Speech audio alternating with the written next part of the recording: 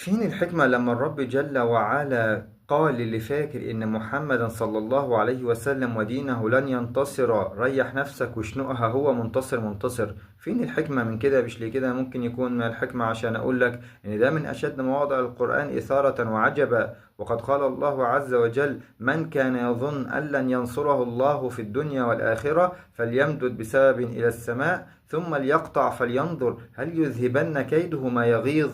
يعني اللي فاكر ان محمدا صلى الله عليه وسلم ودينه لن ينتصر يجيب حبل ويشنق نفسه، وهو منتصر منتصر، مش هتقدر تمنع ده.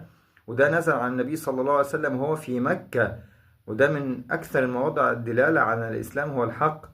لأن بعد كده 14 قرن الإسلام كم دولة دلوقتي؟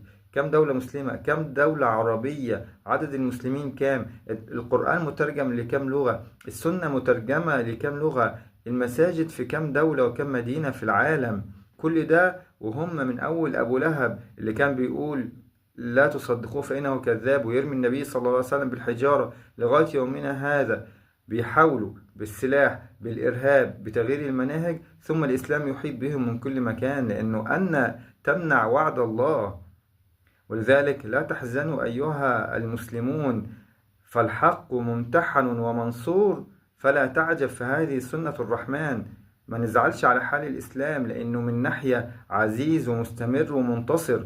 ولقد قال الله عز وجل: ولا تهنوا ولا تحزنوا أنتم الأعلون إن كنتم مؤمنين.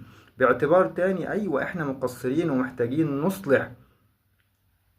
أولما أصابتكم مصيبة قد أصبتم مثليها قلتم أن هذا، قل هو من عند أنفسكم. فمحتاجين أيوة نصلح ونحاول نشوف وتقر أعيننا بانتصار الإسلام والعزة الكاملة ليه. ولو ما قدرناش نشوف ده على الأقل نسلم للي بعدينا.